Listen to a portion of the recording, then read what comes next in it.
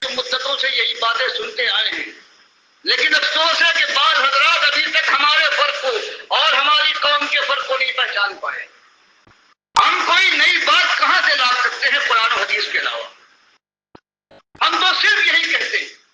کہ قرآن و حدیث کو مان لو، اور اس کے خلاف کوئی بھی آتا ہے جو اس کے خلاف کہتا ہے اس کو چھوڑو اور سمجھاؤ، نہ مانے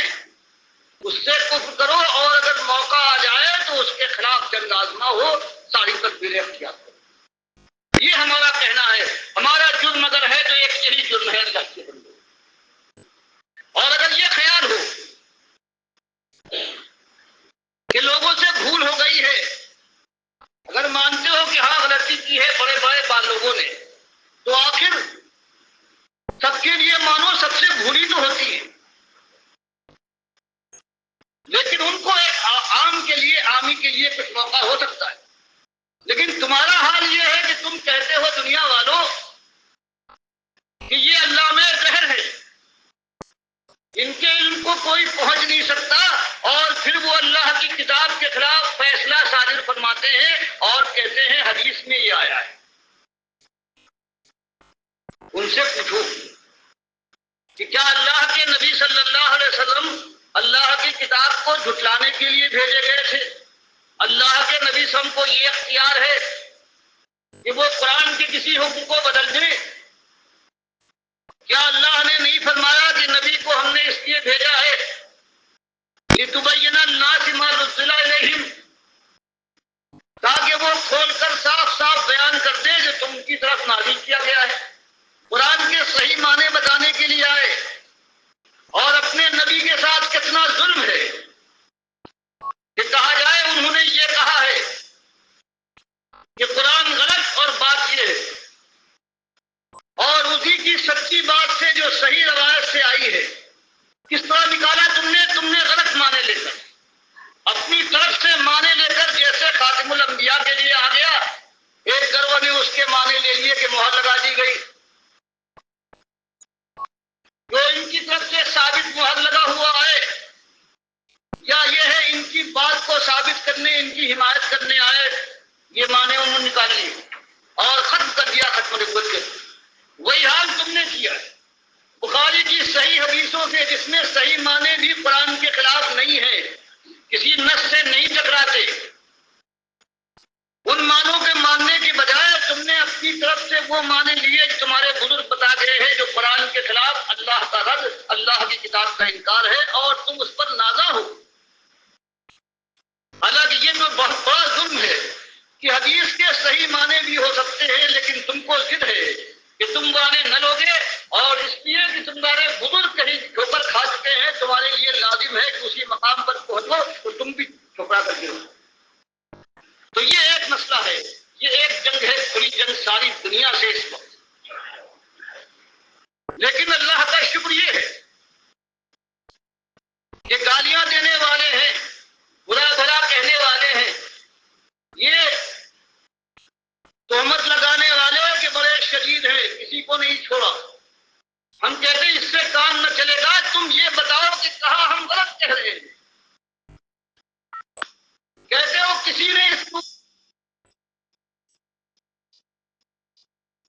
ساری دنیا کو ہم نے دیکھا انہیں کے اعتماد پر اللہ کی بات کو جھوٹ کہہ رہے ہیں، اللہ کے نبی صلی اللہ علیہ وسلم کی بات کو رد کر رہے ہیں۔ تو ایک غلام اللہ کا ہے، کیا اس کی غلامی کے اندر جوش پیدا نہ ہوگا، حرکت نہ آئے گی؟ کہ اگر کسی نے نہیں کہا ہے تو میں غلام ہوں، چلو اللہ کے یہاں وہ جواب دے، لیکن میں کیا جواب دوں گا؟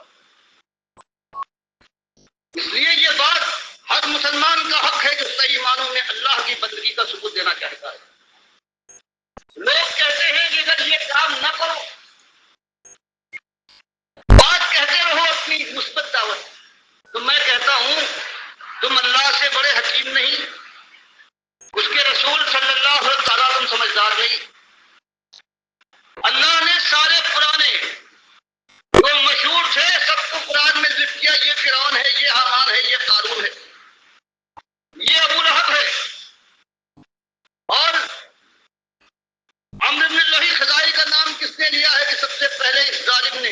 شرک کو یہاں پر داخل کیا ہے اور جہنم کی آگ میں نے دیکھا ہے یہ اپنی ہاتھوں کو کھینچ رہا تھا، پھٹ گیا تھا پیٹ۔ معلوم ہوا کہ وہاں بھی برزخ میں جسم بھی ملتا ہے، بخاری مسلم کی حدیث سے۔ تو اللہ اور اس کے رسول صلی اللہ علیہ وسلم کا قاعدہ تو یہ ہے کہ وہ بات کو، اعتقاد کے معاملے کو، ایمان کے معاملے کو بالکل صاف، کسی پر چوٹ لگے، کوئی ناراض ہو، بات جب تک صاف ہو کر نہ آئے گی،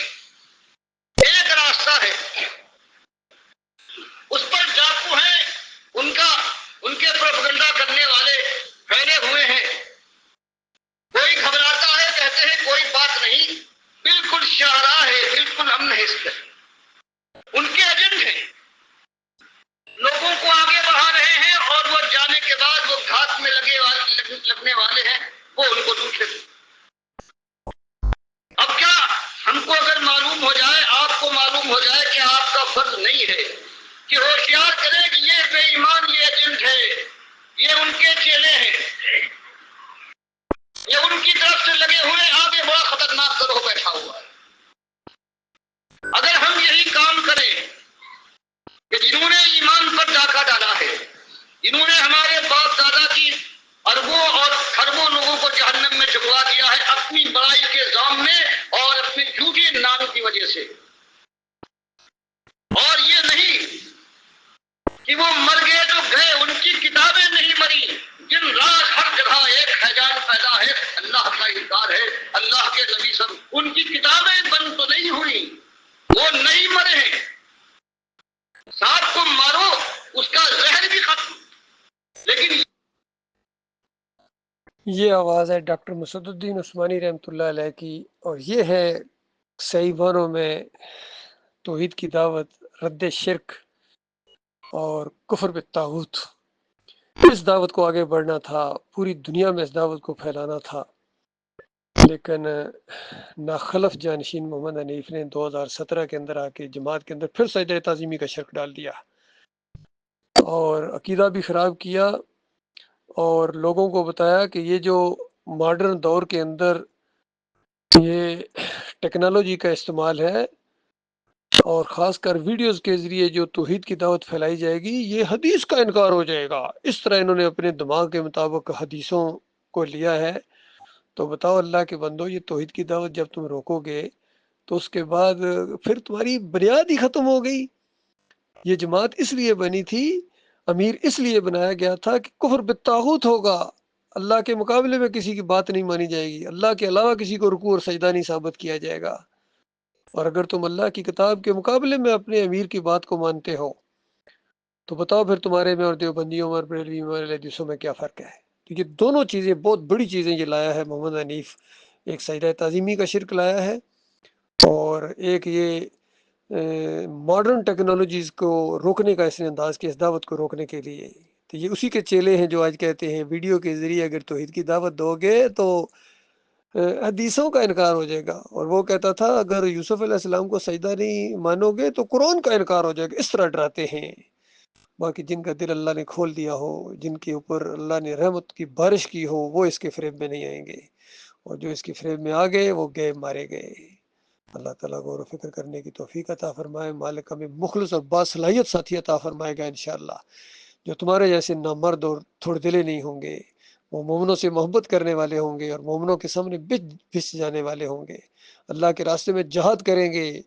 اور کسی لان تان کرنے والے کی ذرا پرواہ نہیں کریں گے۔ اللہ تعالیٰ ایسے لوگوں کا رخ ہماری طرف کرے اور ہمیں ان کی طرف کرے، اور جن سے مالک محبت کرتا ہے،